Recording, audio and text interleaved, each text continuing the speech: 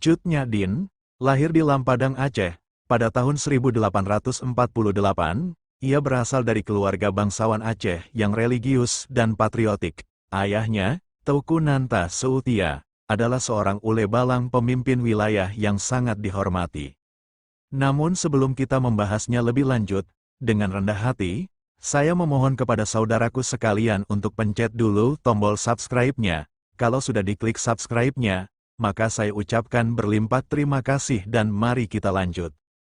Sejak kecil, Cut Nyak dididik dengan ilmu agama Islam dan adat istiadat Aceh. Ia tumbuh menjadi perempuan yang cerdas, pemberani, dan memiliki semangat juang yang tinggi. Perlawanan Cut Nyak terhadap Belanda dimulai ketika Aceh diserang pada tahun 1873 dalam Perang Aceh. Aceh menjadi salah satu daerah terakhir di Indonesia yang ditaklukkan Belanda karena semangat juangnya yang luar biasa. Cut Nyak menikah dengan Teuku Ibrahim Lamnga, seorang pejuang Aceh. Sayangnya, pada tahun 1878, Teuku Ibrahim gugur dalam pertempuran melawan Belanda. Peristiwa ini membuat Cut Nyak semakin bertekad melanjutkan perjuangan. Setelah kematian suami pertamanya, Cut Nyak menikah dengan Teuku Umar, seorang pemimpin perang yang juga gigih melawan Belanda.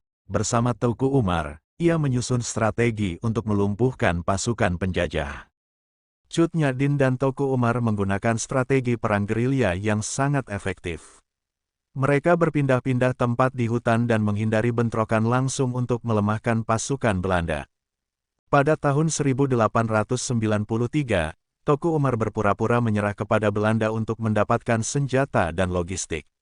Namun, setelah mendapatkan persenjataan, ia kembali memimpin perlawanan bersama Cut Nyak.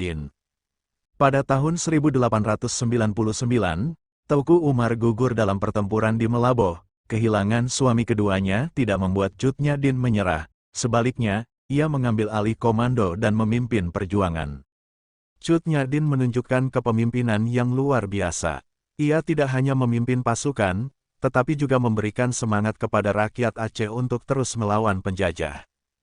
Selama bertahun-tahun, Cut Nyak hidup di hutan bersama pasukannya. Mereka menghadapi kelaparan, penyakit, dan tekanan dari pasukan Belanda, tetapi tetap bertahan dengan semangat yang tak tergoyahkan. Belanda meningkatkan tekanan terhadap perjuangan rakyat Aceh dengan menggunakan taktik bumi hangus, dan memanfaatkan intelijen lokal untuk melacak keberadaan Cut Nyak. Pada akhirnya, salah satu pengikut Cut Nyak mengkhianatinya dengan memberikan informasi kepada Belanda. Hal ini membuat persembunyiannya diketahui oleh pasukan penjajah. Pada tahun 1901, Cut Nyak ditangkap oleh Belanda setelah bertempur habis-habisan. Meskipun tubuhnya lemah karena usia dan penyakit, ia tetap menunjukkan sikap pantang menyerah. Cut Nyak diasingkan ke Sumedang, Jawa Barat, oleh Belanda. Di tempat ini, ia tetap dihormati oleh masyarakat setempat karena kebijaksanaan dan keberaniannya. Di Sumedang, Cut Nyak menghabiskan sisa hidupnya dengan mengajarkan agama Islam kepada penduduk setempat. Ia tidak pernah kehilangan semangat juangnya meskipun jauh dari tanah kelahirannya. Cut Nyak meninggal dunia pada tanggal 6 November tahun 1908 di Sumedang. Jenazahnya dimakamkan di Sumedang, dan makamnya kini menjadi salah satu situs sejarah yang dihormati. Perjuangan Cut Nyak menjadi inspirasi bagi generasi Indonesia selanjutnya. Semangat juangnya melawan penjajah menunjukkan keberanian dan cinta tanah air yang luar biasa.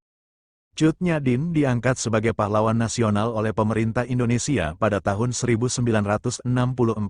Gelar ini diberikan sebagai penghormatan atas dedikasinya dalam perjuangan melawan penjajahan. Selain sebagai pejuang kemerdekaan, Cut Nyak juga dianggap sebagai simbol emansipasi perempuan. Ia membuktikan bahwa perempuan memiliki peran penting dalam perjuangan bangsa. Hingga saat ini, kisah heroik Cut Nyak terus dikenang dan menjadi inspirasi bagi rakyat Indonesia untuk mencintai tanah air, menjaga persatuan, dan berjuang melawan segala bentuk penindasan.